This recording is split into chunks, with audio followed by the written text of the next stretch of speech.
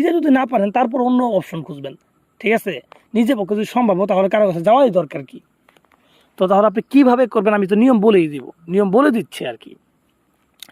এটা আপনার মূলত কুফরি তাবিজ, এগুলো শনি অথবা মঙ্গলবারের দিন করবেন, যেটা আপনার ভালো হোক। শনি মঙ্গলবার যে কোনো একটা দিন সিলেক্ট করবেন, রাত্রের বেলা করবেন, রাত্রে 8টার পরে, 8টা থেকে 9টার মধ্যে করবেন, 1 ঘন্টা সেতারা থাকবে। হ্যাঁ, 8টার পরে 8টা থেকে 9টার মধ্যে তাবিজটা করবেন। তো এটা করার জন্য আপনাকে যাইতে হবে একটা নদীর পাড়ে। নদীর পাড়ে গিয়ে সবুজ কালার কাপড় বিছাবেন, সবুজ কালার কাপড় বিছায় তার উপরে বসবেন। চতুর্থ সাইডে আগরবাতি মোমবাতি এগুলো ধরাই নেবেন এবং চতুর্থ সাইডে গোলাপ জল লাগাই দিবেন এবং আপনার শরীরে আতর লাগাবেন। আপনার যে গোপন অঙ্গগুলো আছে সেগুলোর মধ্যে আতর লাগাবেন। গোপন যে অঙ্গ আছে, ছেলে হলে ছেলের অঙ্গে লাগাবেন, মেয়ে হলে মেয়েদের অঙ্গে লাগাবেন। হ্যাঁ, গোপন অঙ্গে আতর লাগাবেন। তো লাগানোর পরে আপনার মুখের ভিতরে মিষ্টি জাতীয় কোনো কিছু, মধু অথবা চিনি এগুলা দিয়ে তাবিজটা লেখা শুরু করবেন। তাবিজ লেখার সময় যার জন্য করবেন তার কথা মনে মনে ভাববেন আর লিখবেন।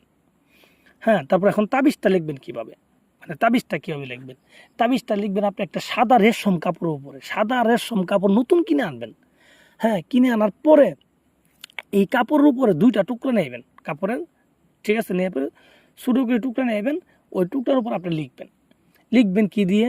আপনার জাফরান, মেশক জাফরানের সাথে আপনি যে কোনো অবিবাহিত মেয়ের মাসিকের রক্ত বা বীর্য এগুলা দিবেন। দিয়ে মেশক জাফরানের সাথে আপনার একত্রিত করে একটা কালি বানাবেন।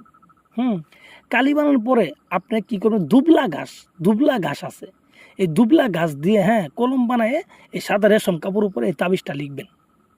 সুন্দরভাবে যেভাবে বলা আছে ওইভাবে সেম টু সেম লিখবেন।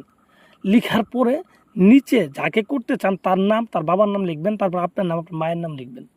তো জানেনই তো, ছেলের ক্ষেত্রে বাবার নাম লাগে, মেয়ের ক্ষেত্রে মায়ের নাম লাগে। এই নামগুলো লিখবেন।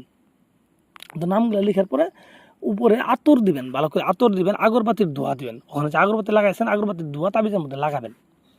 লাগাই তাবিজটাকে সুন্দর করে বলটাবেন, ঠিক আছে? বলটানোর পরে এই তাবিজ দুটাকে একটা তাবিজ মাদুলিতে ভরবেন, মানে মাদুলি তাবিজের মধ্যে ভরবেন, মোম দিয়ে মুখ আটকাই দিবেন।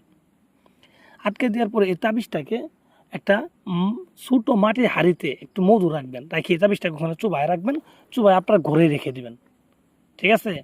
ঘরে রেখে দেওয়ার পর আরেকটা তাবিজ আপনার কাছে থাকবে। এই তাবিজটাকে আপনি একটা ডালিম গাছে ডালের সাথে দিয়ে, ঠিক আছে, এটাকে আপনি একটা নদীতে নিক্ষেপ করে দিবেন। নিক্ষেপ করে আপনি বাড়িতে চলে আসবেন। আইসে আপনি মাত্র 72 ঘন্টা অপেক্ষা করেন, 72টা ঘন্টা।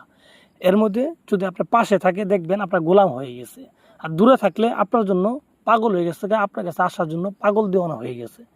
পরীক্ষিত ভাই, এগুলা একবার পরীক্ষিত, মুখের কথা না।